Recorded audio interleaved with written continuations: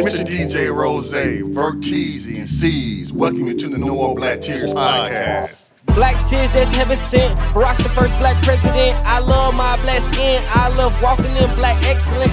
Black power, let's represent. All black, that's evident. I'm sure MLK and Malcolm X both didn't die for the hell of it. Strap a seatbelt, go and settle land. What makes you think that we would sell our land? We wouldn't sell out now. What makes you think that we would go ahead and try to sell out then? No more black tears, black on black kids. Love us as is, love with passion. Paying black bills, learning black skills, making black meals. Black is backing. Big shout out to Fred Hampton. I'm black and proud like I'm James Brown, but I ain't doing no acting. My people here from the motherland. This podcast now active.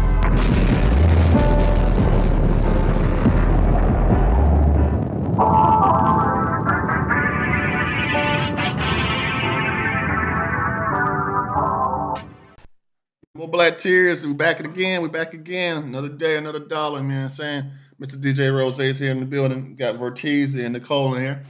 You know what I'm saying? We do it for the people. We do it for our people. Brookzz, man. What's the lineup looking like today? So speaking of the people, a lot of times, words like fake get thrown around.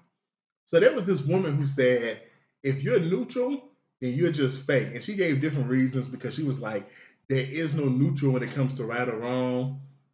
And the reason why a lot of y'all are neutral is because y'all scared, y'all pussy, y'all be in rooms where those people get talked about and you be hee-heeing and ha-hollering when that person's name get brought up and you don't want to say nothing. And a lot of times you already probably felt some type of way towards that person.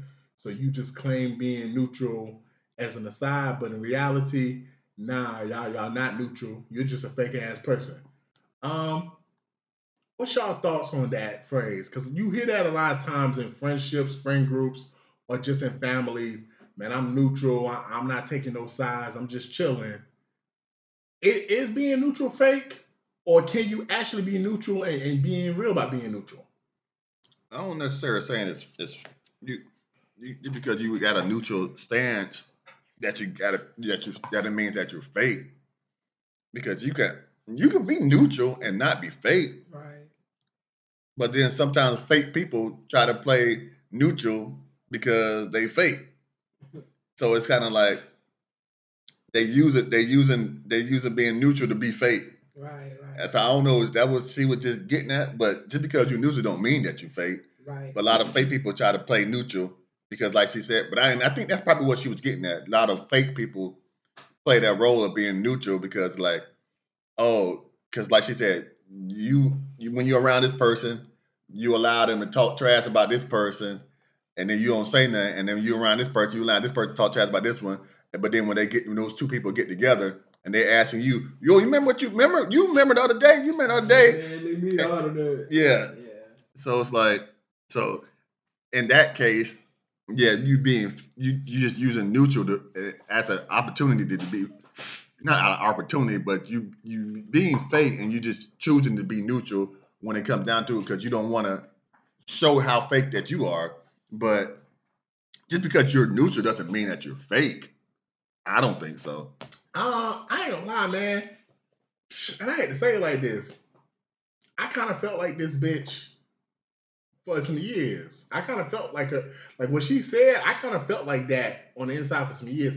I feel like there's very few situations that there's a complete neutral stance on. Because I'm gonna ask a question like, okay, if someone says, I don't want to pick sides on child molestation, do we consider that a good person? Like, I just feel like there's a lot of situations where there is a right and there is a wrong. When you put it that way, now there is some in the way around it. There are some situations where there's gray, but I think people try to make it seem like it's just a whole bunch of gray in the world. So what you're saying is depend on the context of the situation. Yeah, no, because that's how I feel. I feel like if I'm gonna be neutral on some shit, it's probably because I want to protect my peace, and maybe I absolutely, like I'm Queen of saying my name Bennett and I ain't in it. Because there's just some stuff that I don't want. I probably got my own stuff going on where I don't want to take on someone else's drama if it don't really pertain to me. But if it's a subject matter where maybe I've had a conversation with one particular friend that they know I feel some type of way, I think that's what she's really hitting at. She should have just First off, stop sending these little sneak disses. Say exactly what the hell you trying to say and get that shit out. You don't have to worry about being neutral. I think what you're trying to basically get at is there's times where you be around people and you know they feel a certain type of way about something, but then they get in either mixed company or an opportunity where they have the floor to say something, and then you like, okay, but I know how you feel about this. Don't all of a sudden be neutral now. But I think that's Virtue talk about that all the time. But niggas just be pardoned. Right. But I think that's what she mean by being neutral. I think what she mean by being neutral is, and at the end of the day, you're not neutral. You just don't want the confrontation. You just don't want to be seen as picking a side. But there is no being neutral when it's right or wrong. If Rose and you get into it and he slapped the shit out of you for no reason, and then I go back to MGH and I'm like, man, I don't want to pick no sides on that, man. I asked her politely to be quiet though, and she kept talking.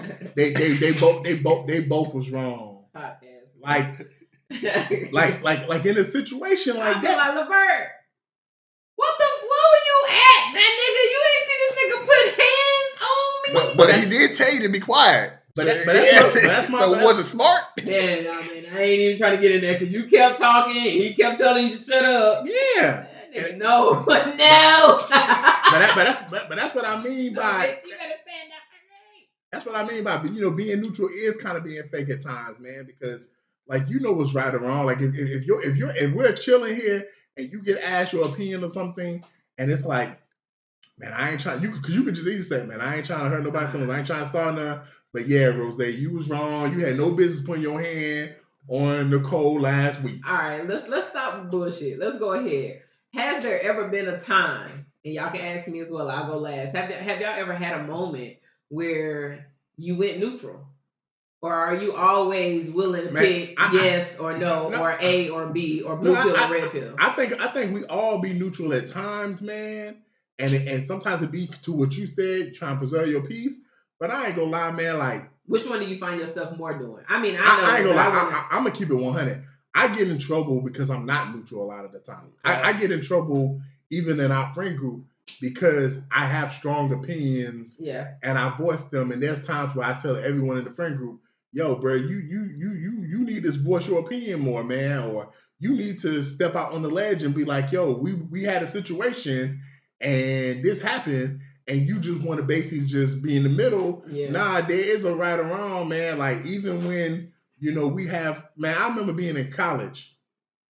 And, Darius was one of our homeboys, if you remember, Nicole. And he was dating Candace at the time. Oh, no. And I remember, like, we in college, we cheated. Wait. Before this goes any further, are you cleared for this? You all right continuing this conversation with these people's names and stuff on all in this conversation? These people got whole lives. You told me the other day I couldn't say something because you said I couldn't. So now I'm just making sure I'm holding you accountable to the same level. Oh, man, I don't fool with these people no more. All right, man. Yeah, but, yeah, man, like, Darius was... Say his name, then. Say his name. Darius was cheating on Candace and stuff. Facts. And so, like, I just remember telling him, like, yo, bro, man, hey, man, I don't want to be a part of this, man. I don't think this shit cool because I'm friends with both of y'all and you wrong for this and this is fucked up. And I remember, like, man, coming back to Augusta and kicking it with her. And I remember, like, me and her was real cool or whatever. And I remember her being depressed and crying because that nigga wasn't answering her calls. And I can't remember how it came about. I remember I just told her straight up, yeah, man, this nigga be fucking white hoes, bro. Won't be invited also, man. I hate to tell you this, man. He my boy. I fuck with him. But, yeah, he doing wrong. I had to tell him, like, yeah, man, she know what you doing, man. Because, like, at the end of the day, you can say shit ain't your business all you want.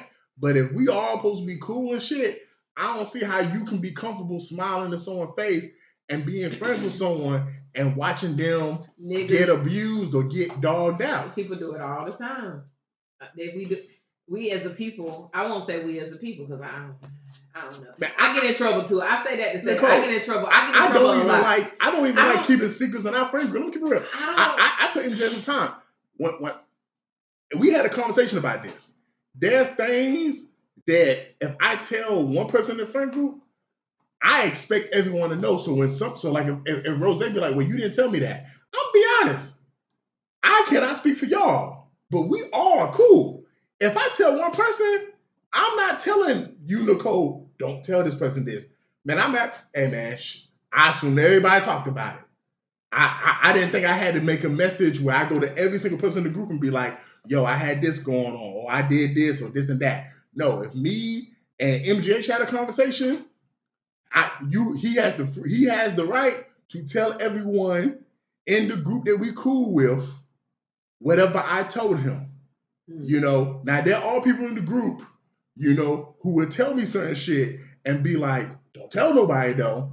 And sometimes, depending on what they tell me, depending on the information, I will do that from time to time. Because some stuff don't pertain to other people's business. You know what I'm saying? It depends. And I'm not one to judge, but like, I'm also the lady of the group. So you know what I'm saying? There's always a little bit different circumstances with me. Yeah, that's true. You're different because you're a woman, but for sure. Like with some of the dudes, it's like, hey man, I don't be feeling comfortable sometimes.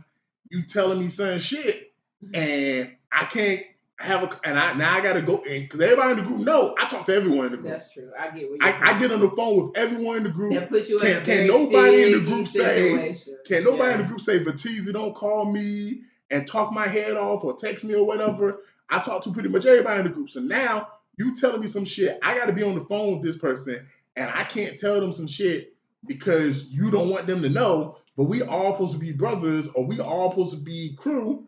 And it's like, I got to withhold information where I would never put none of y'all in that situation. Because anything that I tell you about my personal life, if I didn't want no one to know, none of y'all would know. I would just tell my brother TTK. I would tell my blood brother TTK, yo, this is what I got going on. If I didn't want MJ to know, D Will to know, C's to know, Nicole to know, Rose to know, or G Smooth to know, I wouldn't tell none of y'all. Like when I open my lips and I tell anyone, all the people I just named, when I tell one of y'all some shit, I'm going to keep it real. I expect it to hit everyone's ears. And when it don't hit everyone's ears, I'll be surprised. But I expect it to hit everyone's ears. All right, true. All right, now. We've known this for years, friends. Let me just tell y'all. This ain't hot off the press. But now that you are hearing it, do you think that... I'll leave that alone. That's the topic. No, you can say what you got to say. Do you think that, like, in anybody's friend groups, because I have female friend groups where it's kind of similar, like, we all have our own individual friendships within our friend group that we have different relationships that we will share more or less things with. So you feel like that don't blur the lines a little bit? Nah, because I feel like if we all friends, there might be certain things we talk about more. Like me and D Will, we talk about me, D Will, and Rose. When I talk to Rose and D Will, there's nobody I talk to about sports more than them two. Right. Because that's what they like. When I talk to MGH, me and him probably talk wrestling the most because his wife is a big wrestling fan. He's gotten into wrestling a lot more the last couple years. When I talk to C's, we talk about a lot of comic book and hero shit. But if I tell C's, man, I ain't gonna lie, man, I just came from doctor, man, and I got diagnosed with type 2 diabetes, that's not no information that I feel like need to stay just between me and him. Like if I told him, he has the right to tell everyone in the group because what if you had to go up to him and tell him you got gonorrhea? Is a difference between type 2 diabetes. If I tell anyone in the group I got gonorrhea, they can spread that. They can spread that information to everyone in the group because you wouldn't tell that. Because me telling one person is me telling everyone. Because I want to make this clear. If I don't tell you something, Nicole, or if I don't tell Rose something, it's like my pastors say, charge it to my mind, not my heart. Because I'm not keeping no secrets from you. It's not like I'm not telling Rose some shit because I don't want him to know. It's probably because at that moment when I picked the phone up that day, MJH picked up. Yeah. And me and him talked for 3 hours. And during that 3-hour conversation, I got personal shit off my chest. But I don't walk around just every day saying, yo, woe is me. I got this going on. So I'm not finna call every single person in the group like, man, this is going on with me. I'm not finna do that. Yeah. So, but once I tell one person in the group that shit, then it's like, okay, cool. That's off my chest. I feel good about it. And then next thing you know, I'm chilling. And I had MJH ask me a question. I'm not going to go deep into it. But he was like, yeah, man, I didn't know you had this going on. This was way, way, way like over 10 years ago. And I said, it's crazy, man, because C's knew about it. And I remember talking to D Will about it. And I'm be honest, I just assumed that y'all talked about it as a group. Yeah. Because once both of them knew about it, I didn't see why it did not spread. And he was like, nah, because when you try to talk, because the conversation was, I tried to just tell a story, and I said, yeah, man, that was like the time I had this happen or whatever. And I tried to basically, and it was a bigger story to get to, but I was using something that happened to me as just a segue. And he was like, Kevin Hart, hold on. You ain't finna just skip over that now. You ain't finna skip over that. He said, so that happened? I said, you don't know about that, nigga? That's old, nigga. He was like, nah, nigga, I ain't know about this. I was like, what? Man, I told D Will that shit years ago, and C's knew about that shit years ago. He was like, man, they ain't telling me shit. Hey, man, and y'all need to look in the mirror as a group and wonder why y'all feel like as group friends, it's okay for us to keep secrets. Because I don't look at it that way, bro. I don't look at it that way. I look at it like how this woman's saying about being neutral. Neutral is kind of hard. You know, I feel like at some point playing neutral, it's got to be hard anyway. Like I've been that person. I won't say at some point it does. At some point it get real old. You can't. That's why if you're just authentically honest with every person that you interact with, you don't have no reason to play neutral because everybody in the space is gonna know you're gonna have an opinion. And then it's like the people in my space know I have an opinion, but if I don't choose to share it, as a woman, I have learned that everything that I know and think don't have to be said. So I skate the line of neutral, but I don't skate the line because I don't have an opinion. Somebody could tell me, and I'm like, yeah, I but I'm gonna keep my mouth closed. Don't mean I'm neutral.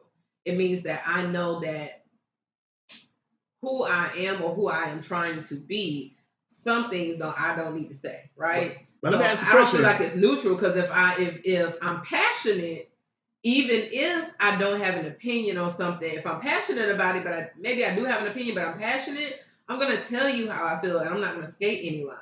When I'm for me, that's why when I hear it, I'm like, but I am. I'm neutral in a sense of, I don't know. Maybe I just don't want to say it. Not that I can't. I just don't feel the need because I don't want to be in a conversation. Maybe I'm aware of a topic or a situation, but I don't have enough knowledge about it. Or maybe I hear an opinion, but I also know that in context of who we may be talking to, everybody has an opinion. So maybe at times I'm more so neutral when I know that, okay, I hear this version. Now I know I'm going to hear multiple versions of this. And then when we're all in a group setting and that shit hit the table, then I'm like, I'm hearing it talk out. I'm hearing the whole thing talk out. Then I'm like, okay, now I have a formed opinion about what I feel. I think that's different. Because, you know what I'm saying? Because you choosing not to pick a side. Now I ain't gonna say that. Is that the same? No, you choosing not to give unsolicited advice is different, or unsolicited, or your unsolicited opinion is different than me and Rose get into it, and I tell you straight up who you think was right or wrong, and you like I don't, y'all both is wrong, and you don't want to tell me, well, okay, cool, well. Why? Why? In what way? Why? How was I wrong? How was he wrong? Like just to avoid the conflict or to be involved. Because at the end of the day, if we friends, why would you let me be wrong and not correcting me? That's part of loving someone. Correction is part of loving someone. That's why I feel like if you're in a relationship, you should want to correct your spouse. You should. Because so you want me to walk in the bathroom and I got tissue on my shoe or tissue sit on my you let me sit at this table with boogers in my nose in front of these bitches. Like to me, that's part of love right there. Part of love is I love you enough to tell you, brother, tell you, sister, that what you're doing is not right or wrong. I say all the time, I love having conversations with MGH because he'll push me and challenge me and be like, no, I don't think you was right in this situation. Or I do that, or you was right in this situation. Like that's part of love right there. Is telling people, yo, you was wrong. That's not how you handle it. Like MGH has gotten better over the years at being more confrontational. Like there was a situation where he had to talk to someone and be like, yo, no, you was wrong in this situation. This wasn't right. And he stood 10 toes down on his opinion. And when I found out about it, I told him straight up, hey, bro, I'm proud of you. Because that's not easy to do, bro. I remember watching Harry Potter and Neville Longbottom got awarded some points. Like for those who watch it, they understand this. And Dumbledore said, man, standing up to your enemies is hard, but standing up to your friends is even harder. Because that's the truth. If you fuck with someone, you don't want to get their ire, but being neutral does no one no good, man.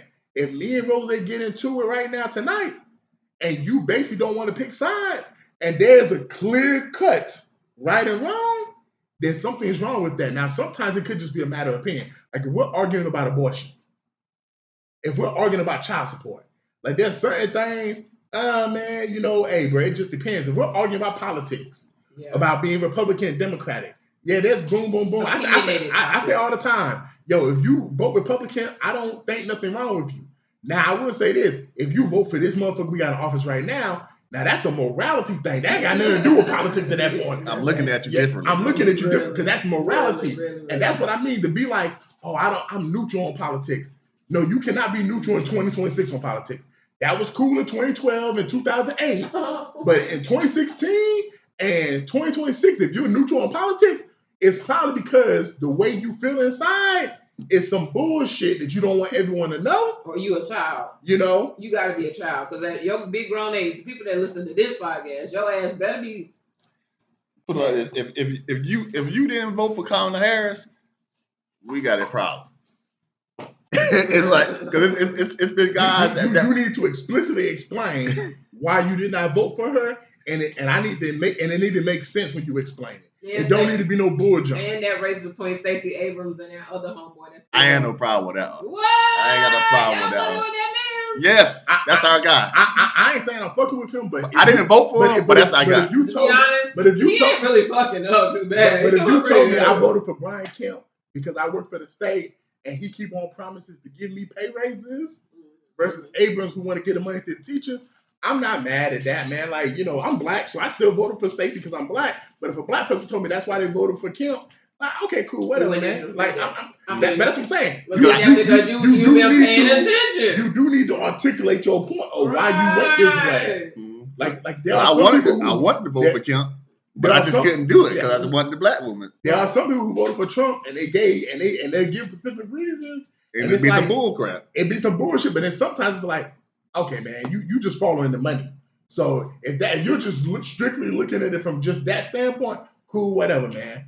It's good. I think it's bigger than that, but I can give you that pass. I couldn't get nobody no pass on that one because it's like, you really did that? And I'm like, it's been a couple people not in my circle, but in my hemisphere. Yeah, that did that, and I'm like, likewise. I'm like, after that, it's like I can never look at them the same again. It's like, nah, you don't have my best interest but you know a better analogy is not even you voted for Trump. A better analogy is you being one of the black people or one of the white people who chose not to vote for nobody.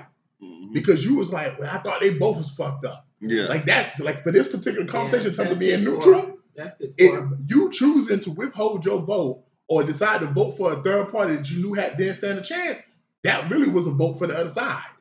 Yeah. But I can't. But anybody with daughters, especially black daughters, and gave your vote to Trump over Kamala, man, you almost like a disgrace to your race. You know what I'm saying? You don't like. What do you think about your own daughter? Like that you felt like a black woman couldn't run the best place in the world. You know what I'm saying?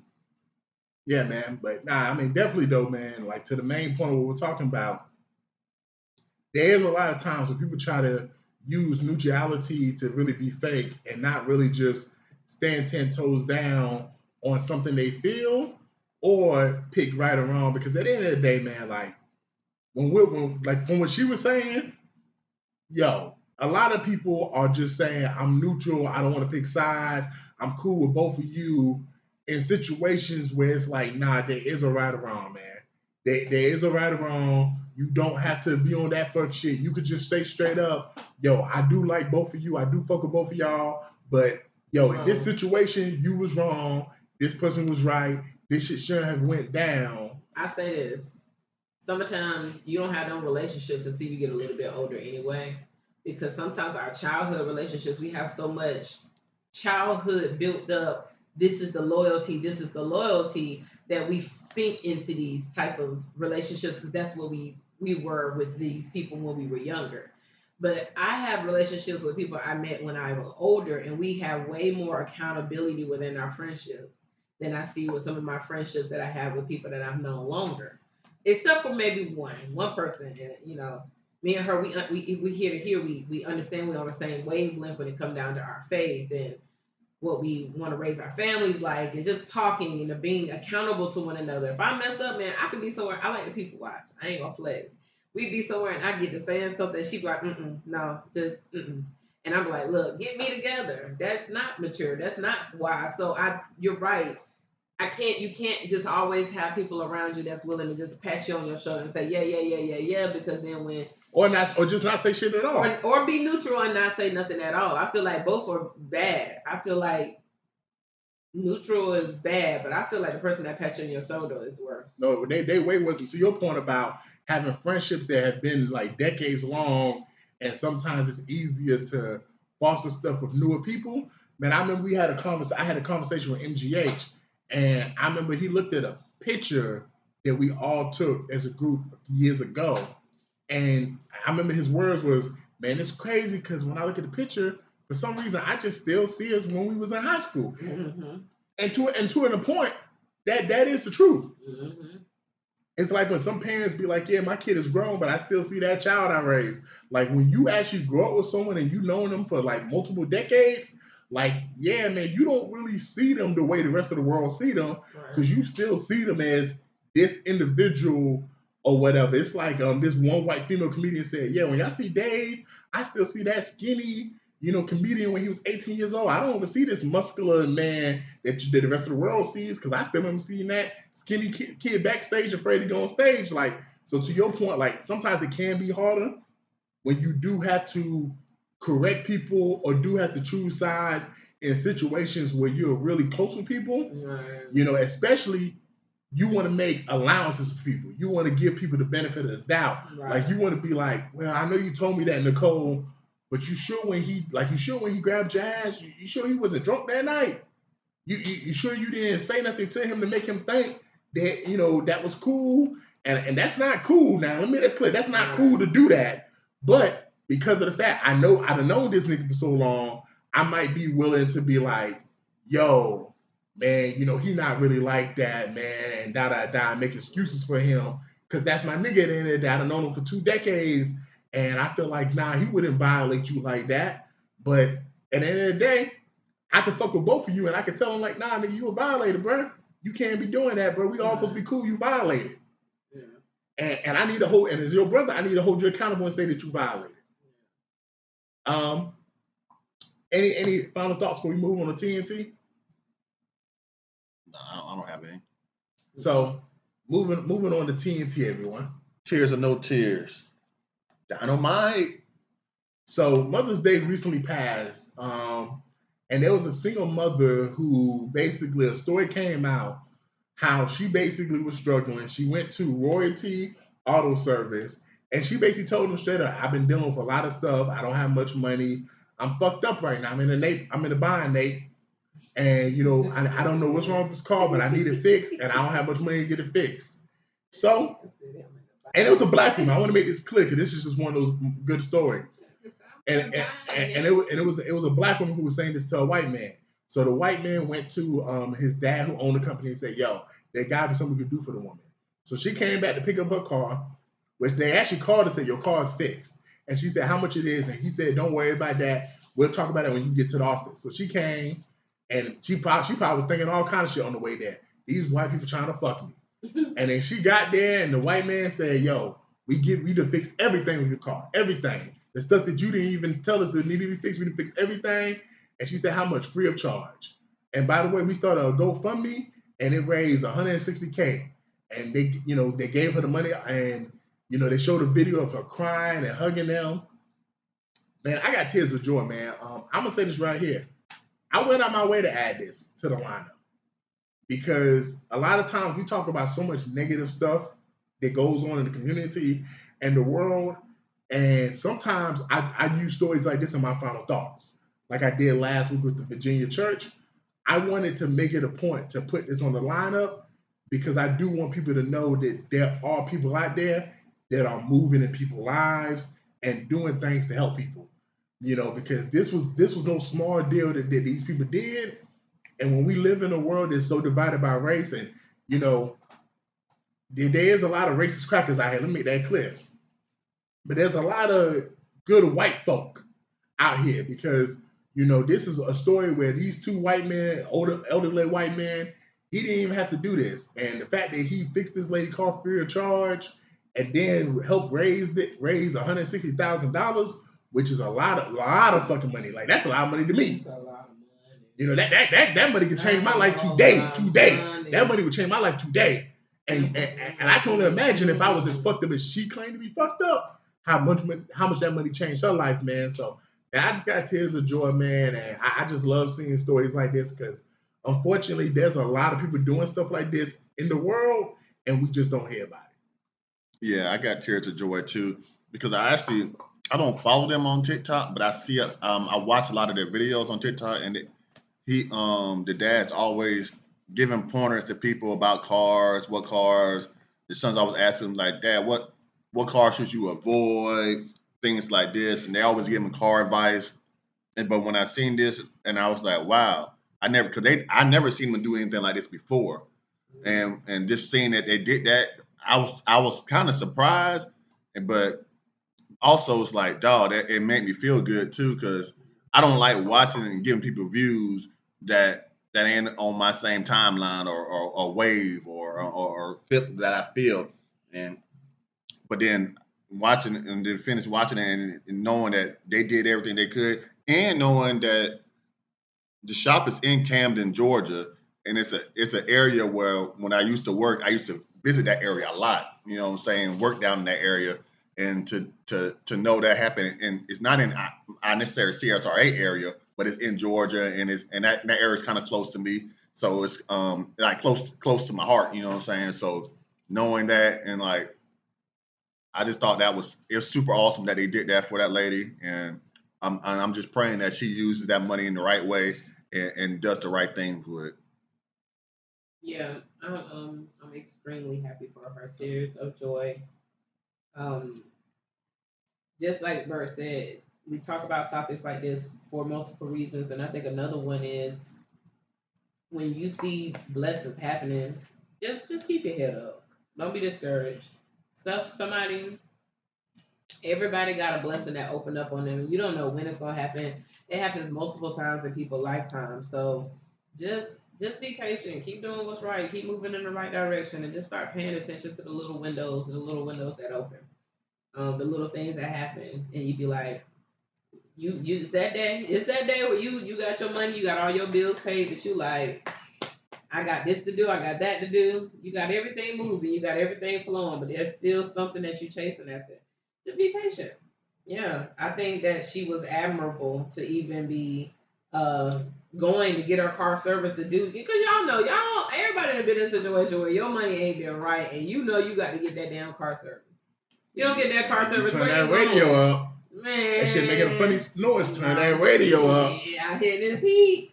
No, bless those brothers, our brothers, regardless. I think when we start thinking like that as a nation and not just by race, that's where life changes for everybody. So bless them and those. It's not like these men did the work themselves. Bless everybody that works at that place, at their service place. Oh, no, they did the work themselves. They did the work themselves. They didn't have a team of people. They do, but they work on cars too. But bless that whole little organization, everything set up with them. That's what's up. Hey, so another blessing, man. So there was a man who was at a Wawa gas station and found $30,000. Tried to give it back to the owner, couldn't find the owner. The police eventually contacted him, linked him up with the owner, and he gave it to the owner. And apparently the owner was very happy because apparently they had pawned off a lot of stuff to get the $30,000. That's why they had it in cash, because they needed the money to take care of some stuff. Tears again, man. Motherfuckers out here be finding, $20 and not giving it back, man. So for you to find $30K, and I'm gonna say this right here, man. There are times when you hear stuff and hear the humanity in people, and I think to myself, man, I don't know if God has made me strong enough to do that. Because I can make a quick joke and be like, I wouldn't have gave that back, because I probably wouldn't have, and and that's not a good thing, because I pray God give me the strength to make sure that person get their money back, because $30K is a lot of money, and like I said, that person probably needed that money for something really important, man. So that would have been that's what would have been pressing on my mind. Whoever done lost this money, either a drug dealer and this shit finna get lethal, or this somebody that really need this money, and they gonna lose. That would be the first thought. Like when they find out they done lost this money, they gonna hit the floor. Yeah, they gonna hit the floor crying, and they gonna be fucked up. It ain't like man. It's a $500 bill or something like that. So I definitely got tears, man, of joy that the person got their money back. Yeah, me, I ain't got no tears. I remember I found $200 on the ground in the gas station, and I seen that money there. I seen somebody just walk out the store. When I seen that money right there on the floor, I picked it up, and I was in college back then. I went straight to the weed man, and then went to work, and I was a happy camper. If I would have found $30K. And there wasn't no ID in this bag or nothing like that, man, you got to be more careful. You got to be more careful. That's a blessing for me. You know, me and mine's like, oh yeah, and police calling me. What you calling me for? Finders keepers lose. You know what I'm saying? Finders keepers. You got to be more careful. There wasn't no ID. I ain't take this money. This money was a gift to me by God. You know what I'm saying? That's who blessed me with this money. Right there at my doorstep. I felt like I just walked outside and saw it right there. I was blessed. I was in need, and he blessed me. And speaking of that, like, ain't it 30 days? 30 days of what? Like when you find something and you give it to the police saying, hey, I found this, ain't it like the person got 30 days or is it 60 days to claim it? And if they don't claim it in that time frame, that it's lawfully yours? I don't know, but there is something like that. But I don't trust it. I ain't trusting that until I know what that law is. I ain't trusting it, and it's possible I would have gave some of it back, but that's what it was when I found it. That's my finder's fee. I got to get mine. I gave you $20K back, but I needed $10K. Yeah. It was $30K here. When I found it, it was only $20. That's my insurance. When I found it was only $20. I don't know what to tell you. Yeah, man. You know a place you can find a lot of interesting stuff? On the subway. So there was a man who was playing his speaker on the subway. And I guess another man who had told him, hey, can you cut your speaker down or cut it off? You know. And then he started ranting and raving. And the man had his headphones in and looked like he was reading a book, just being peaceful and calm. And that nigga said, the fuck you doing, man? Telling me to cut my shit down? Man, fuck you, motherfucker. Fuck you. I should cut you, nigga. I should cut you. And he kept threatening that man, ranting and raving. And then a woman next to him, next to the man that was being yelled at, tapped him on the leg and basically said, let's move. And the man basically moved all the way to the other side of the subway. And then the woman basically moved. And the man that was yelling followed him and said, yeah, fuck, nigga. Yeah, that's why you moving, because you know you wrong. You got your headphones in anyway, so why the fuck you bothering me? Yeah, ma'am. He know he wrong, don't he, ma'am? He know he wrong. And that ma'am, and that ma'am said she didn't want to be neutral. That man said, you wrong, you shouldn't be doing this. He said, fuck you, bitch. Fuck you too, bitch. Da-da-da. No, you want me? Let me tell you what that reminds me of. Y'all remember? I'm gonna beat your ass on this train. We on the model finna do. What did I see? That's the reason why. You remember when we was in Atlanta and had to get on that damn MARTA? Yeah. I've been on the MARTA a couple of times since then, but that's the type of shit that be going on down there. They say New York subway is crazy, man. You ain't gonna say neutral? Now this is a situation where I feel like neutral is necessary. I got tears of laughter, man. One, because that shit was funny how crazy that man went over being asked to cut his speaker down. You in a public place, man. So especially a confined public space. So we not outside. We inside like a confined public space. Yeah, be respectful to the people around you, man. Because, people around you definitely might be reading, trying to have conversations on their phone. Because like I said, I haven't rode a lot of public transportation, but yeah, you might be having someone on the way to work or coming home from work, might be on the phone with their daughter or something. So be respectful. But to your point about being neutral, yeah, man, I can see you being neutral in that situation. I will say this. It's more of us than it is them. if everyone on that subway would have in unison been like, you know what? Fuck this motherfucker. He just stole our piece. That nigga can't cut everybody. Can't cut everybody. I got a bomb. TNT. I got a dynamite. I got a dynamite stick. Who wants some? Yeah, I got tears for the old lady. I ain't got tears for Buddy, but I kind of do, but I don't because, hey man, just keep your headphones in, man. Mind your business sometimes, like because Buddy looked thrown off. You couldn't see him because he was the one filming, but he when people throw it off, you leave them people alone. And if you don't leave them people alone, something might happen. They might pop off. And you can't be turning the key on these people that's gonna pop off, especially when you don't know them. And you in a public space and anything can happen. You know what I'm saying? 'Cause he could have had a stick of dynamite. Tears or no tears. Boom. Yeah, man. That's a situation we gotta get the police involved, unfortunately, if it gets serious enough. So speaking of the police, in Hinesville, Georgia, there was a situation where elderly man and woman got pulled over by the cops.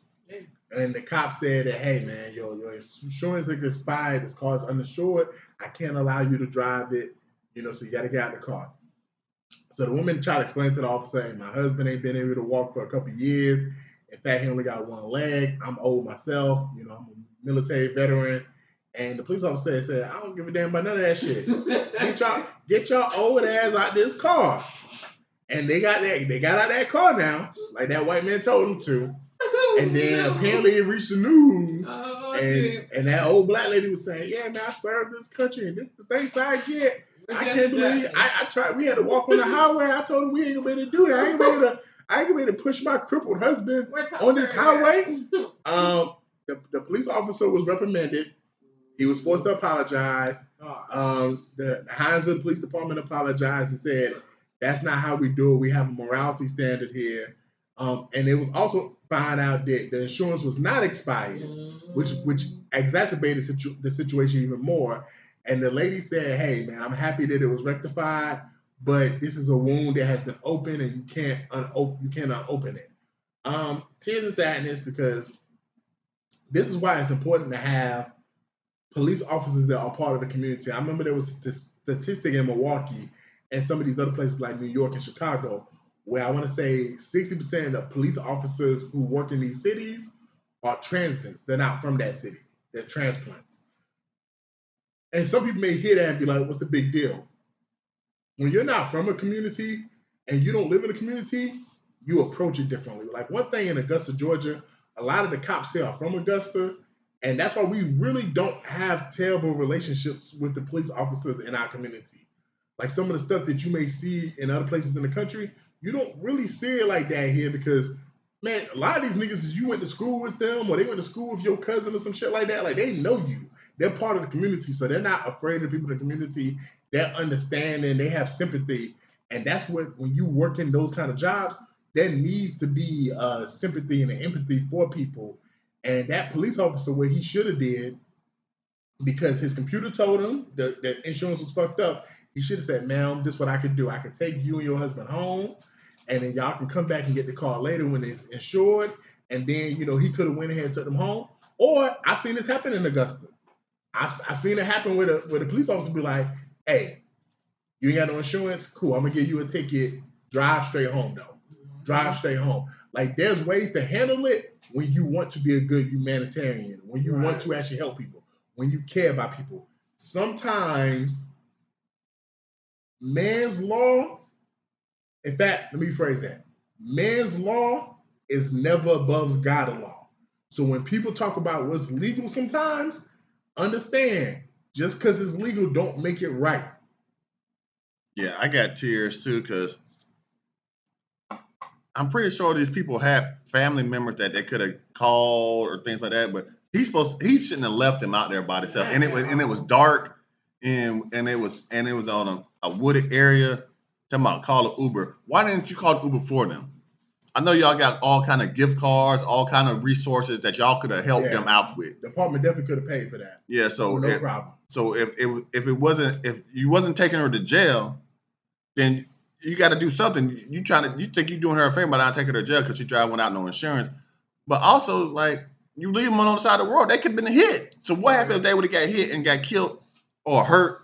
Then that's on you, officer. You know what I'm saying? So you also have to think about some things that you do just because it's your job and your duty to try to follow the rules and some people try to be sticklers for things like that, but also you got to have a heart too. You know what I'm saying? You got to have a heart too. Like there's been plenty of times where in my line of duty where things didn't go what way it was supposed to go back in the day, and I looked out for people because I know how it is. You know what I'm saying? I'm not, and people just don't do stuff just to do it. Some people make honest mistakes and things like that. So you shouldn't be you're not the judge and the jury of everything to try to, and then everything ain't black and white either. So we talked about the gray area earlier. Sometimes they had a lot of gray areas this time, and I'm pretty sure the old people had a lot of gray hairs too. So man, I got tears. Yeah, I got tears for them. You know, if that was my grandparents, bro, I would be pissed. There's so many other ways that could have happened. You could have called for backup. Backup could have took them home if you wanted to take the car and have it towed. You know what I'm saying? You could have took them to the closest gas station. Right. Or you could have just followed them old ass niggas back to the house. You know what I'm saying? Just follow them to the house, watch them park it, tell them to not move this car, and if we see you driving this car, we're gonna have to tow it. They do it all the time. Yeah. Or you could have followed them home and let them just make sure they got home safely. That's some trifling ass shit. I hope he got what he wanted off his chest. And I hope they fire him, but you know how they do. They didn't fire him. He got recommended. I think he got suspended for a day or so. But so moving to a situation where the police definitely were involved in. So there was an OnlyFans model who pleaded guilty to murdering a 55-year-old man. So basically the situation, she's an OnlyFans model or a prostitute, however you want to look at it. But she was selling a little bit of pussy to this old ass nigga. And the man had a bag on his head. I guess he was into asphyxiation, and then during the process of, I guess she was on top of him. He couldn't breathe no more. He died. She called the police, said what happened. And apparently she had a husband or a boyfriend or whatever that it sounded like was her pimp, basically. It sounded like it was pimping her out. And so basically she pleaded, I want to say to manslaughter, but it was the lesser of the murder charges. So she's only going to do, I think, 2 to 5 years in prison. I think it was between that time span, but it was the lesser of the charges because she did call the cops herself and she did cooperate with the investigation. I don't have no tears, man, because you selling pussy and you not paying attention. A nigga saying he want a bag on his head and you not paying attention. You supposed to be paying attention. Like the dick, that 55-year-old dick wasn't that good to the point where you didn't realize this nigga wasn't breathing no more. First of all, second of all, I'll never forget listening to the George Carlin, rest in peace. MGH didn't even know this old ass nigga was dead as fuck. This nigga been dead for 15 years, and he didn't know the nigga was dead for that long. But George Carlin had a stand-up where he talked about, man, these poor kids nowadays be masturbating, and they got this thing where they like to hang themselves because if you cut the air supply off and you come at the right time, it maximizes it. I'm a simple nigga. I want my simple nut. So I don't care how much better the nut is when you choke me or take my air supply out. Hey, I'm good. I want my regular nut the way I've been getting it for 30-something years. I want my regular nut. I'm going to take it that way. I'm cool. I don't need all that extra shit because I don't need no mistakes to happen where you choking me, I'm choking myself, I'm hanging from a ceiling fan and I fuck up as I'm beating my dick and next thing I know, I'm getting pussy and now I'm dead like this 55-year-old white fuck. Because, nigga, you fucked up too, man. This was wrong with these hoes. You would be a hoe for even allowing this bitch to ride your dick while you got a plastic bag over your head, thinking this was a good idea. And do you know that you know to be in heaven right now and God be like, you be like, what happened? Now you wait. Man, nigga, you died, nigga, from sex because you suffocated. This shit just happened. You wait till that toxicology report come back. That nigga was on that Bluetooth and probably got congestive heart failure because that's what that bitch was out here doing with the old man. Girl, how you get? You lucky you know what? She better be grateful her ass ain't go to jail for prostitution. Them damn 2 to 3 years ain't gonna do shit. She probably gonna get out in a year and a half. Yeah, I ain't got no tears for her, like, cause, like, what were you thinking, like that was some dumb stuff, like, but she need to be in jail. But you know who don't need to be in jail? Man, free R. Kelly and free Puff Daddy, cause they ain't do nothing like this. But this hoe out here killing people, and she only got 2 years. They try to give Puff Daddy life. They give R. Kelly life for just singing songs. He ain't do nothing wrong. Man, free them boys. I don't know what's wrong with these hoes. It's out here killing niggas. What's wrong with these hoes, y'all? What's wrong with them? I don't know. So there was a woman who posted online that she said, I'm gonna do something y'all ain't never seen before. I got shit y'all ain't never seen before. So instead of just do a regular gender reveal, she wanted to do a baby daddy reveal. So she decided to bring both her potential baby daddies and basically have it revealed who's the father at the little baby shower, or my bad, the gender reveal. And in the picture, you got one nigga on one side of her and another nigga on the other side of her. What's wrong with these hoes? Man. I'm gonna tell you what's wrong with these hoes, bro. We got a different generation of nigga. The fact that y'all agreed to this tomfoolery, y'all some hoes. I wish a bitch would hit me up. I want you and all the other niggas I'm fucking to come to my house and in front of my friends and my family and God be witness to and my baby, and my baby, my unborn and my child, unborn baby, and potentially your baby too, nigga. Who's the father? Man, bitch, I'll be like, fuck no, I'm not going. No, I'm gonna tell you the problem. People are no longer embarrassed. People have no modesty. We always naked. We always out here. We always ratchet. We went from YOLO to fuck it. And we just be out here doing shit. It's like I got a homegirl. She said somebody let their intrusive thoughts win. Like, bitch, that would have been like a joke in my friend group at most. At most. But to actually put the bitch into fruition, that's some crazy shit.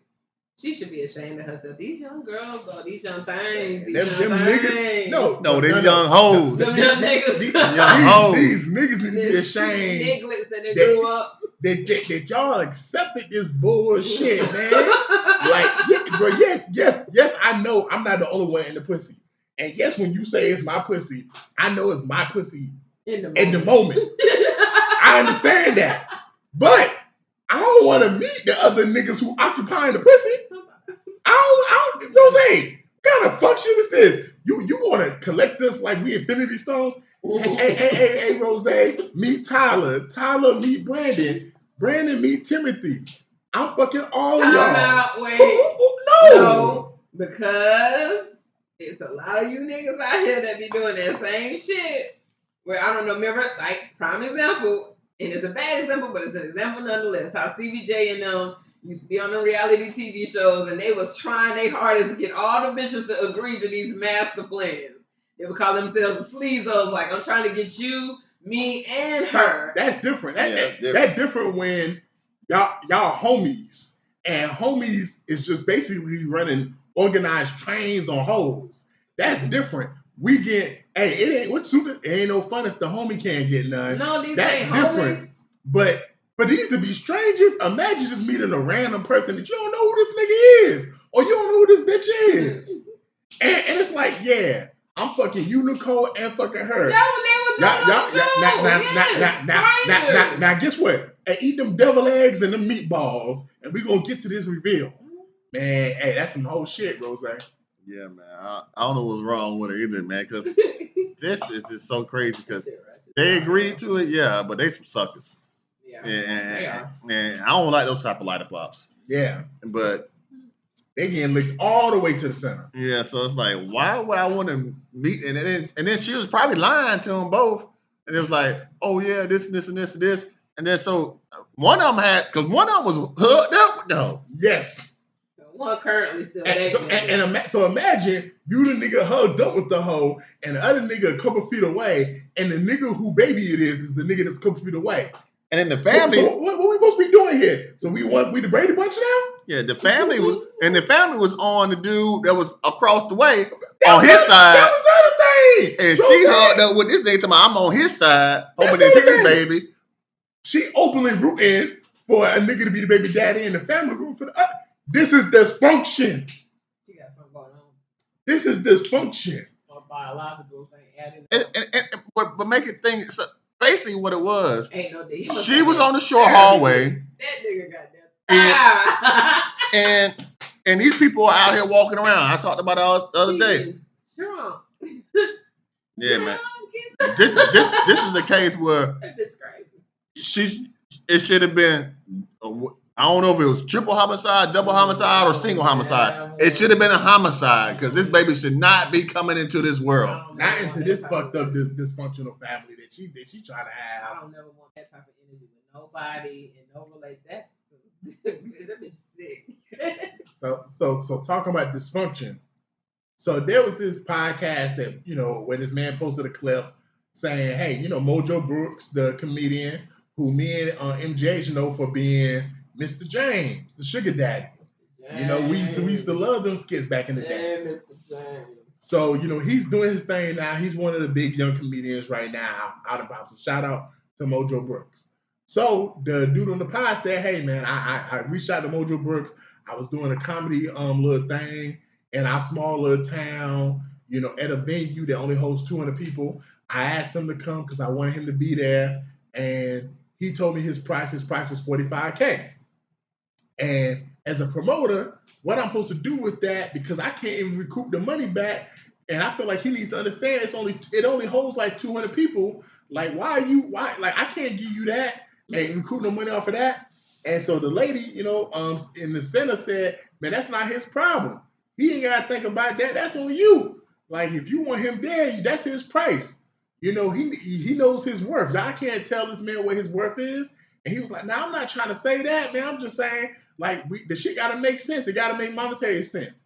So basically, he was saying, like, she was like, yeah, well, nah, I'm all for him, bro. So, and overall, who do y'all think was right and wrong? And from the bigger part of the conversation, because this has been a conversation that's been going on for a minute, what does it mean to really know your worth versus some of the bullshit that just be spewed online? Yeah, he was trying to run a lick. He was. And yeah, you can know your worth, but also everybody ain't paying you $45K. Because I see some of them videos, you in regular comedy clubs. Two comedy clubs ain't paying you $45K to be there. They're not. They're not paying you $45K. So why are you trying to bust that black man head? Yeah, because that's when you basically trying to throw an outrageous number because you really don't want to do it. But a lot of those quote unquote celebrities, that's what they'll do. When they really don't want to be bothered, they'll throw an astronomical number out there just to see if you're willing to be stupid enough to keep paying for it. But that's what they'll do. That's how they move. Yeah, so I don't think that's right, because you can know your worth and not try to bust somebody's head. Cause it ain't knowing his worth. He's just being arrogant about his career changes. Like, he didn't blew up a little bit more. Like Bert said, he didn't change. His platform has now made mainstream him enough to be funny enough to be on shit. Mm-hmm. Yeah, because he's been in the television show. He's been on Shannon Sharp. He's been on a lot of things, but you still a skit guy. Yeah, you might want to keep yourself humble, because there's a couple of them that you need to be watching around you that did that, and they real humble right now. They ain't being talked about. They ain't moving in motion and ocean like they was a couple of years ago, where that was just the hottest thing smoking. That ain't the hottest thing smoking no more. And I think that versatility to be able to, like y'all said, if this was going to be like him doing a stand-up, or are you an opening act, or are you a host? What made you feel like you was worth that much in a 200-seater stadium? I tried to do the math, but I could be wrong. If it's only 200 people, that ain't even a stadium. Like, you could put 200 people in a damn classroom at a campus in one of those big biology classrooms, That's not a lot of people. Yeah, that would be $225 a ticket. Yeah, that's what I. Okay, right. Okay, that's what I saw. Like that's not bad. that's for a comedy. And that's a lot. It is a lot, but then you price out your tickets differently. Anybody paying $200 for a ticket to go to a comedy show? Not by him by himself, but I don't think they was talking about him by himself, were they? Man, anybody paying $200 for? Man, we went to see the for him to be the headliner. I don't think so. Not a headliner. Not, and he would, in that situation, he would be the headliner. Yes. And a 200-seat, I get what y'all saying. Yeah, like anybody? No. Yeah, he gassed. Because you're looking at 200 seats. That means everyone's paying what you said, $240 at least. Versus like, for example, that ain't even tax. You going to the Chris Brown concert? Some of these bitches is paying $20K. Some of these bitches is paying only $400, and some of these hoes is paying $900. Hey, wait, okay. Yeah, man, that's you can know your worth and still get your paperwork. But come on, man, just be fair though. But life ain't about being fair though, and also it's like I haven't seen a whole show from him. I only seen clips, but it's like he doesn't even have a bit. He talked to the audience the whole time, like, and then when they talking to the audience the whole time, they pick those people to sit where those people are sitting and talk to them. They already know what's going on. They're part of the act. So it's like, no, like this isn't spontaneous or anything. Like you're just not super funny. Just like this is an act. You spot them out. You had the people go talk to them. Hey, can I use you? Da, da, da, da, da. And you probably patted their pockets a little bit too for you to clown on them. I don't know, man. For him, I can understand, and I can understand if it was with Dave Chappelle. But him, nah, bro. I felt buddy. I'm gonna be honest, man. Like I don't never want to tell nobody, what they should charge. Like with these hoes, I don't want to tell you what your pussy should cost. Like that's your pussy. You charge what you want to charge for it. But I will say this: you can't have situations where people are bidding against themselves. Like for example, there's been a lot going on with Vlad and how he pays his people. And Boosie said, he wanted a pay raise recently, but no one else is paying Boosie $25K for a sit down interview. So in that situation though, Vlad is bidding against himself. That makes no fucking sense. That makes no sense for me to give you a pay raise when I'm the only one willing to pay you this. And you coming back telling me, Say Cheese wanted to pay me $15K. So I'm paying you $10K more than the next person. Like you can't have situations like that, even in sports. Okay, I got this running back. He want $50 million. Bro, see who else willing to pay you, bro. See who else willing to pay you. And the best offer you can get is $22 million. Why would I still give you $50 million if no one else is willing to pay you that? So in Mojo Brookzz' case, if he's getting $45K a show or an appearance or whatever, man, hey brother, man, you doing your thing, man. Because I ain't gonna lie. Because I ain't gonna lie. Niggas like Corey Hogan and Ari Spears be talking like they be broke. Because it's like, if you get 45, then Corey Hogan and Ari Spears should be getting like 80 at least. Because they've been in the game way longer than you, bro, and they're bigger names than you. So like if you're getting 45, I wonder how much them niggas is getting, and them niggas be making it seem like they broke. And Ari Spears, we found out he was only getting $4K from Vlad to do interviews. So you probably like if you are getting that, God bless you, my nigga. Good luck. But at the same time, man, you can't be trying to bust the small people head in, man. Like sometimes you need to understand, okay, this is a smaller venue. They can't afford my normal price. If I'm going to fuck with them, I'm going to charge them this much. Like if you went to Joe Budden podcast, for example, Joe can probably pay you $45K to sit down and talk for 2 hours. But if you come to Normal Black Tears podcast, I'm gonna be real, Mojo.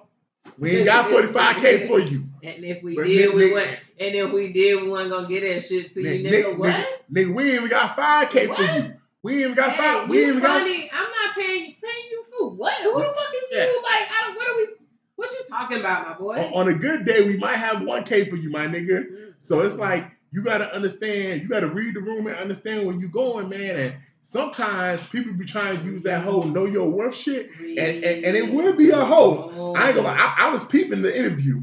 It would be a hoe to be like, nah, you need to know your worth.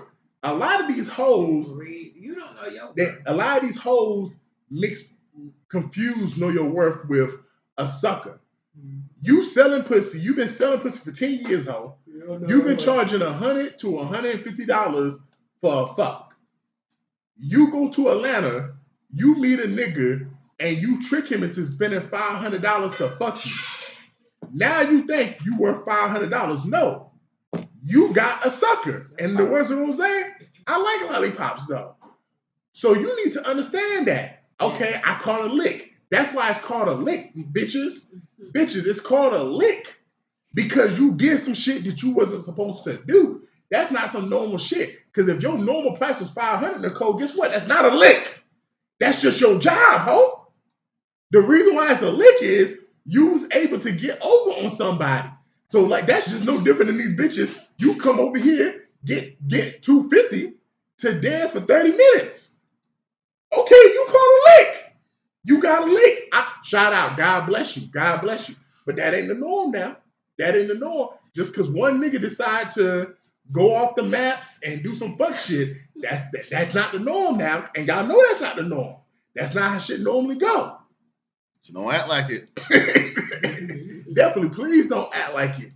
And don't hit me with that, well, you can't tell me how much to charge. And you're right. I can't tell. And I want to make that very clear. I can't tell nobody how much they should charge for any fucking thing. Anything. But you need to show me the foundation of who is paying you this. Because if I'm going to parties, Rose, and when I go to these parties, I see $20 on the ground, $30 on the ground. And I can look at the room and tell, ain't nobody paying no fucking fee for you to be here. But then you expect me to give you. How do you know this? You can tell at a point, like it's the way the venue is set up. It's the way the venue is set up. It's the way niggas is throwing money. It's basically it's the way the niggas look who running the shit. It's like this. So if you invite me somewhere to a party that you are having, you're the host. You're the spotlight. But then the people that invited you there, you ain't dancing for them. You dancing for me and my homeboys. But this ain't even my party. We guess. This is someone else's party that apparently booked you. That paid you to be there. But you hitting me and my homeboy saying, yo, I'm going to be dancing at this party. Y'all come. And you spend all your time with us. Obviously, you know that the money that you're going to make is with us. Versus when you come to our parties, even when we have guests, you spend you spend the majority of your time at our parties on us. Like, yeah, and I said that is a hustle. She hustling. But at the end of the day, that's what I'm saying. Like, when you say know your worth, okay, cool, yeah, I can't tell you what your worth is, but at the same time, you gotta show me who is giving you these numbers. Like, you can't ask for some shit that no one else is fucking giving you. Like, and that's not your worth. That's not your worth. Your worth is zero. Your worth is really lower than that. So in Mojo Brookzz' case, like, yeah, man, like to be honest, he probably should have charged $10K to show up. Because that's probably really where he should be at. But you know, you tried to play this nigga. I won't necessarily say that. What I will say is that, like you said earlier, nah, Mojo Brookzz, $10K is probably where he's worth. Read the room. When you go in certain spaces, you should know who you should be asking that type of money for, because you don't have that type of energy when you go in certain spaces. Exactly, because he wouldn't do that with Atlanta promo. You can tell from this little promo run that he doing. I'ma say it, shit. Like, you can tell from this little promo run, you've been on these people's talk shows and this, that, and the other, that you probably could go in certain spaces and get away with certain things. However, in the situation where the man is basically telling you, sir, I mean, this is a 200-seater. You didn't think that. So that's why I said, like I said earlier, he would have had to just been throwing a number out there. If the man was stupid enough to pay him for it, cool. Other than that, I'm not going to waste my energy with it. And you got to be mindful how you do business, because you don't never know when business come back. So it don't show the signs of a longevity in a career. That's why I said these popcorn, hate to say this, but it'd be a lot of popcorn comedians that don't transcend off of what they came out on. Like if you were that person that was good with them little 30-second clips, but then you got to get in front of people and do a 30-minute stand-up. There's a big difference between the two. You got to know how to maneuver the two. So I mean, he's not a top comedian for me to pay $200. What it was, $220. Yeah, $225 for him in a 200. That's for no profit. No profit. That I mean, and in that your margin have to be real intimate. That means you have to have content. You can't do that big stadium stuff. You're gonna have to be very on top of your shit. I don't know. I don't know. I don't know why people be acting like this, man. Man, because people be trying to get over, man. I mean, it's the same way like I bought a black, earlier. And I'm not finna cry for no white man, but at the end of the day, there is a lot of these people. You go to these other platforms like Drink Champs, Mojo Brookzz, for example, went to Shay Shay Club, and these other platforms don't pay nothing. Right. But then you might want to go to Vlad, which is probably a bigger platform than all the platforms I just named. Regardless of what we want to say, and you want to be like, man, I need $30K to sit down with you. Right. Hey, hold up, player, hold a god dang minute. You just was on Shay Shay Club and talked for 2.5 hours about bullshit, and that man ain't do nothing but let you drink some of his liquor for free. And you want me to give you $30K? Joe Budden said straight up, hey, I'm not paying you niggas to come over here and talk. Fuck that, I'm not paying. And Joe Budden got the money to pay you niggas. Right. Joe Rogan don't be paying y'all niggas to go in there and talk. And Joe Rogan, that white man said, I'm not paying y'all to come over here and talk. So it's like, yo, you got to establish the market too. And you can't be thinking, I'm going to just squeeze all I can. So just because it's like, oh, Rose got the money, man. He can afford to give me $300 or whatever. That don't mean you squeeze that nigga for $300. Nah, you be like, hey, man, I'm going to fuck with this nigga for $100 or whatever. And guess what? You build rapport and you going to consistently be able to fuck with him like, yeah, this whole know your worth shit, I really feel like this is some whole shit. This is some shit that hoes say, Rose and Nicole. Now, this some shit that hoes say so they can overprice their pussies and overprice their time so they can be like, oh, I just know my worth. So if you can't take me on this type of place to a date, then that's not my worth. I don't go to Applebee's. I don't go to Cheesecake Factory. I only go to Ruth Chris. Bitch, I don't know you. Bitch, what you mean I'm gonna take you to Ruth Chris? Bitch, I don't take myself to Ruth Chris. How I'm gonna do something for you that I don't do for myself, oh? No, have you been there before by yourself? Exactly. How you expect somebody else to do something for you that you don't do for yourself? I don't want this to be your first time. Juice Man sent me a video, and I guess it's this show, damn, bro, I can't think of the name of the show. It's probably a popular black show too. But anyway, I think it's Beauty in Black. But he sent me a clip where, and I don't know the dude, but he's a black dude who's been in Hollywood for a long time, and if I show you the picture, you know who he is. The dude was sipping at the bar drinking, and the bartender said, "Don't do it. It was a bad bitch down the bar." And he was like, "Man, why? That's a prostitute." He said, "Man, fuck that." He went over there and started talking to the bitch, and he said, "What can I get you to drink?" And she said, "I only like expensive stuff." And he says, "I do too." And then he said, and then he says, "Oh," well, she says, "What about your wedding ring on your finger?" And he says, "Man, fuck all that. I'm trying to fuck." She says, "What?" And the video puts off. Yeah. The fact that bitch looked this man in his eyes and felt comfortable to say, "I only like to drink expensive shit," reminded me of a quote that the great philosopher Professor DJ Rose told me. Shawty, what you buy yourself to drink? Because I want to know what was in your cup. Don't tell me that you like the top shelf shit. What's in your cup before I buy you this drink? Don't tell me you need 1738 and you got Paul Masson in that glass right there. Paul Masson, girl, bitch, you need to go home. Don't tell me you want Don Julio and you got goddamn Jose Cuervo in that shot glass. Yeah. Don't tell me what you paid for yourself, and then I'm gonna keep you at that level. But I'm not gonna be upgrading you, ho. Yeah, tell me what you need, not what you want, ho. Tell me what you need. I can give you what you need, but I can't give you what you want. Final thoughts, y'all. I ain't got none tonight. I ain't got no final thoughts tonight. Oh yes, I do. I do have final thoughts. I just said this. It's May 15th right now. Primary and local elections. The deadline.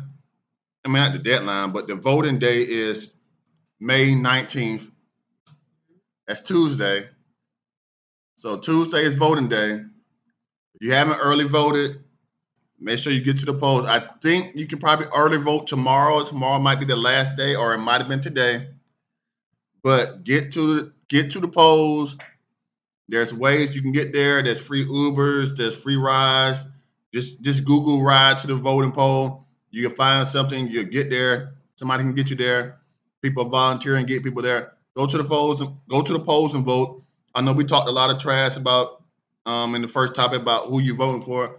We don't care who you're voting for. Just go out there and vote and make your vote worth it. But don't waste your vote. Don't go out there and doing some dumb stuff and vote for somebody that ain't got a chance to win. And then when the person that needs to win loses by a certain amount, and now we stuck with Gino. You know what I'm saying? Come on, go out there and vote and do your thing. Because this man done died, lost a job, and died. You know what I'm saying? God damn. And I digress, but go out there and vote. There are all multiple black people running for governor, man. So that's another good thing too. Mother's Day recently just passed, and I was messaging a friend, and I was sent a thing about, EBT moms and all this other stuff. And we was messaging, joking, having a laugh, because we both, get single mothers who, quote unquote single mothers, who always hit us up and be wanting us to do stuff for them around Mother's Day, and said, "Why you didn't wish me happy Mother's Day?" And he said something that was so poetic. He said, "Because, bitch, you ain't got your kids half the time. You always partying, drinking. You ain't my baby mama. You ain't my girlfriend or my wife. And you ain't my mom. And most importantly, I don't think you a good mother." And when that nigga told me that, I said, this nigga spitting. Because half you hoes, even the ones I be fucking on, got one. If I ever told you was a good mother, I lied. Like it was the pussy that told me to tell you that. But a lot of you hoes is not good mothers. Cause bruh, I ain't gonna make this long, y'all. But Saturday night, I got on Instagram and Snapchat, and I saw all these hoes that are single mothers dressed up going to the club. Who watching the kids? Then on Sunday, some of you hoes is posting pics of your kids, and I ain't seen you post pictures of your kids since last Mother's Day or since their birthday. Most of the time, you posting pics twerking, going to eating seafood, drinking, out clubbing, and I be forgetting you a mom. So yeah, Mother's Day is not for the hoes who gave birth and had something pop out their pussy. Mother's Day is for the actual mothers actually raising their kids, not every other weekend, not 2 times a week, every fucking day. Just like when Father's Day come around, it ain't for the sometimes fathers, it's for the fathers doing their job every motherfucking day. In the words of Airbnb Rakim, peace. Catch us at the next light, man. We in traffic, and I'm back quiet. JC nigga, yeah. It's real shit. I don't mean to be cold. But I gotta keep it real with you.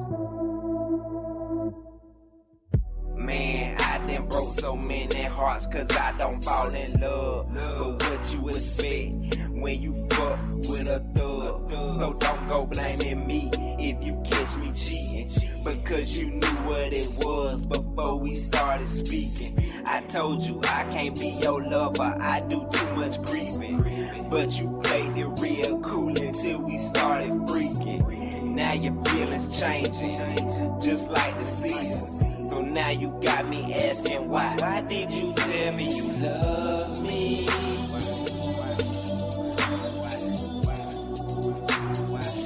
Why did you tell me you love me?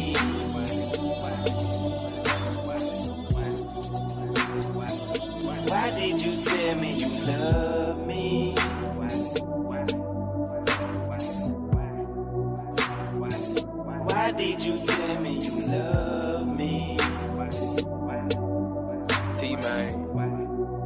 T-Man, sweat. Too much sweat for one girl, so you know I'm chillin'.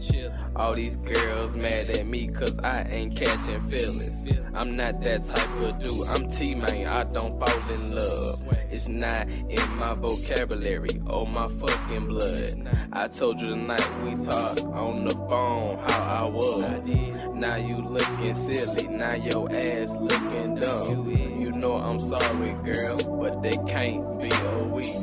It's still some days I wonder why did you tell me you love me?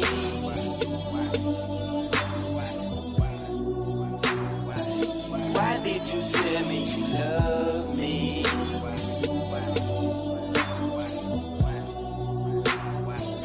Why did you tell me you love me?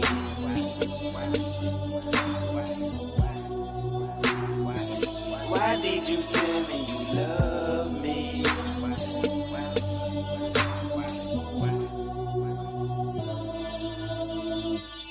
You got me walking around, just thinking, and I'm up all night just drinking, and I'm trying to figure out what done changed, cause everything in my life shouldn't hell done changed. You got me up all night. Every time we speak, we always fight. And I'm thinking to myself, what is wrong and what is right? Why did you tell me you love me? I'm getting hurt with no past. I should be playing rough. Why did you tell me you love me?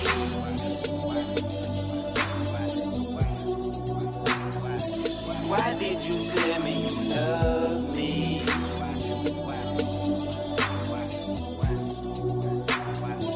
Why did you tell me you love me?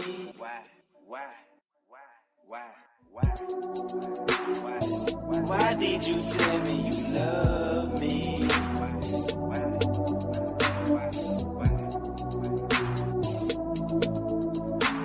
I love it when we do it, but I hate it when you fade it. You say don't be a stranger, cause I haven't seen you lately. Feelings ain't the same. You start calling me babe. You start calling my phone. Suspense is getting crazy.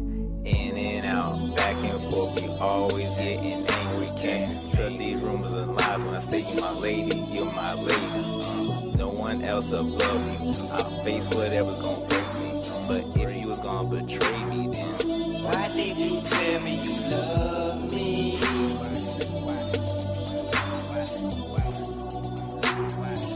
Why did you tell me you love me?